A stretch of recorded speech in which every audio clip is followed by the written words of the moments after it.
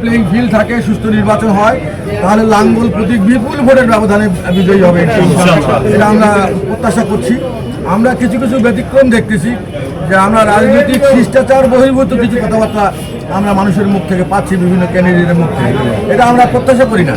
কারণ নির্বাচন আপনাদের এজেন্ডা নিয়ে আপনারা নির্বাচন করবেন, আমাদের কথা নিয়ে আমরা নির্বাচন করব, আমাদের মধ্যে সৌহার্দ্য থাকবে, আমাদের মধ্যে সবার প্রতি সম্মানবোধ থাকবে, আমরা সেইভাবে আমরা নির্বাচনটা করতে চাই। তাহলে কিন্তু নির্বাচনী মাঠটা ভালো থাকবে, সহিংসতা হবে না, এটা আমরা প্রত্যাশা করি। আর আমাদের রংপুরটা একটা পিসফুল জায়গা, একটা সুন্দর জায়গা যেখানে আমাদের রাজনৈতিক সহিংসতা কম। আমরা সব দলের মানুষের সঙ্গে আমরা সবাই মোটামুটিভাবে পরিচিত এবং সবার সাথে সৌহার্দ্যপূর্ণ আমাদের আচরণ বিগত সময়ে ছিল, এখনও আছে। আমি আশা করবো যে তার এটাকে মেনটেন করে চলবে।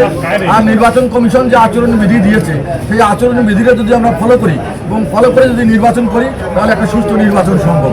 আল্লাহর রহমতে জাতীয় পার্টি সব জায়গায়, জাতীয় পার্টি অনেক প্রতিবন্ধকতার মুখে নির্বাচন করতেছে। আপনারা জানেন যে লাস্ট দিন পর্যন্ত জাতীয় পার্টি নির্বাচন করতে পারবে কি পারবে না, এটাগুলি নানা সংশয়। লাঙ্গল প্রতীক থাকবে কি থাকবে না, এটা নিয়ে সংশয়। পার্টি অফিস জ্বালানো হচ্ছে, লোকজনকে উপর আক্রমণ হচ্ছে, তারপরে কিন্তু জাতীয় পার্টি আমরা ভোট করতেছি 196টা আসনে।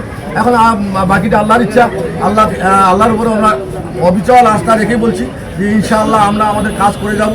মানুষ যদি আমাদেরকে ভালো মনে করে, আমাদের বিগত সময় জাতীয় পার্টির যে সুসময়টা চলে গেছে, তাদের যদি স্মরণ থাকে, অবশ্যই তারা লাঙ্গল প্রতীকে ভোট দেবে।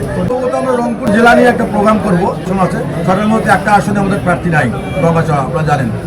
আর 5টা আসন নিয়ে আমরা একটা পাবলিক লাইব্রেরি মাঠে একটা জনসভা করব। সেটা কয়েকদিন যাক, আমাদের নির্বাচনী আমাদের যে গণসংযোগটা এটা শেষ হলে আমরা একটা প্রোগ্রাম করব। 32টি আসনের কথা আমরা বলতে পারবো না, 32টি আসন দখলে নেওয়ার যে কথাটা, এটা অবশ্যই কথা। আমরা মনে করি যে আমরা 10, 11, 12টা আসন আমরা ইনশাআল্লাহ বিজয়ী হব, যেখানে আমাদের শক্তিশালী প্রার্থী আছে। অনেক আসনে আমাদের শক্তিশালী প্রার্থী নাই, এটা অবশ্যই আমাদেরকে বলতে হবে। আমরা নিজের ছাপাই গাবো না।